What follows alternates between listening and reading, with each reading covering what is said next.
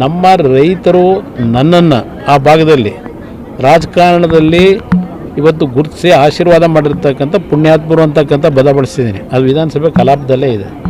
ಆ ರೆಕಾರ್ಡ್ನಲ್ಲಿ ಹೇಳಿದ್ದೇನೆ, 1 ಇಂಚು ಭೂಮಿ ಫಲವತ್ತಾದಂಥ ಭೂಮಿನ ಯಾವುದೇ ಒಂದು ಅಭಿವೃದ್ಧಿ ಹೆಸರಿನಲ್ಲಿ ನಾವು ಅಕ್ವೈರ್ ಮಾಡಲ್ಲ ಅಂತಕ್ಕಂಥದ್ದನ್ನು ವಿಧಾನಸಭೆ ಕಲಾಪದಲ್ಲೇ ಹೇಳಿದ್ದೇನೆ.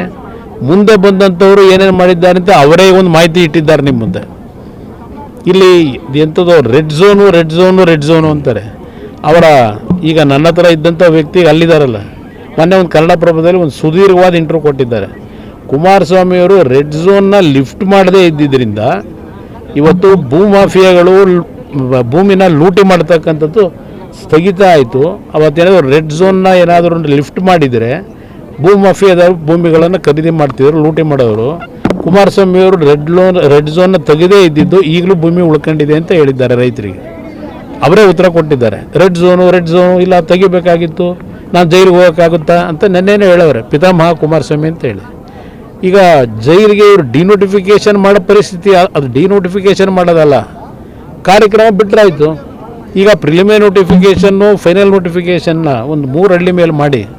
ಈಗ ಎಲ್ಲಾದರೂ ನಾನು ಕೇಳಲಿಕ್ಕೆ ಬಯಸ್ತೀನಿ, ಒಬ್ಬ ಶಾಸಕ ನೆನ್ನೆ 2.5 ಕೋಟಿ ಬಂದು ಇದು ಅಕ್ವೈರ್ ಮಾಡೋದಕ್ಕೆ ಕೊಡ್ತಾಯಿದ್ದೀವಿ ಅಂತೇಳಿ ಅದೇನೋ ಚೆಕ್ ಕೊಡ್ತಾಯಿದ್ದೀವಿ ಅಂತ 7 ಜನಕ್ಕೆ ಒಂದು ಫೋಟೋ ಹಾಕ್ಸ್ಕೊಂಡಿದ್ದಾರಲ್ಲ. ಈ ಒಂದು ಲ್ಯಾಂಡನ್ನು ಅಕ್ವೈರ್ ಮಾಡಿದಾಗ ಆ ಹಣ ಒಬ್ಬ ಶಾಸಕ ಕೊಡ್ಲಿಕ್ಕೆ ಸಾಧ್ಯ ಇದೆಯಾ? ಕೊಡೋಕ್ಕೆ ಸಾಧ್ಯ ಇದೆ ಟೆಕ್ನಿಕಲಿ? ಯಾವ ಮಟ್ಟಕ್ಕೆ ಆಡಳಿತ ನಡೀತಾ ಇದೆ ರಾಜ್ಯದಲ್ಲಿ ಅದು ತೋರಿಸ್ಕೊಳಕ? ಅಲ್ಲಿ 12,500 ಕೋಟಿ ಸಾಲ ತಗೊಂಬಂದವ್ರೆ. ಎಲ್ಲಿ? ನಿಮ್ಮ ಹುಡ್ಕೋದಲ್ಲಿ ಬೆಂಗಳೂರು ನಗರದಲ್ಲಿ ಕಾರ್ನರ್ ಸೈಟ್ಗಳೇನಿದೆ ಅದನ್ನು ಹರಾಜು ಹಾಕ್ಬಿಟ್ಟು 3,000 ಕೋಟಿ ಹೊಂದಿಸ್ತೀವಿ ಅಂತ ಹೇಳಿದ್ದಾರೆ.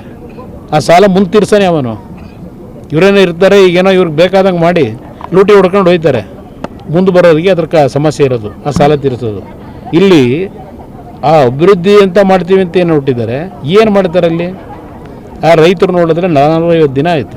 ಅಲ್ಲಿ ಒಳ್ಳೆ ಫಲವತ್ತ ತೆಂಗಿನ ಗಿಡಕ್ಕೆ 40,000 ರೂಪಾಯಿ ಕೊಡ್ತಾರಂತೆ ಪರಿಹಾರನ. ಇದಲ್ಲದೆ ಭೂಮಿ ಕೊಡೋದಲ್ಲದೆ ತೆಂಗಿನ ಗಿಡಕ್ಕೆ 40,000, ಅಡಿಕೆ ಗಿಡಕ್ಕೆ 30,000 ಏನೇನೋ ಹಾಕೊಂಡು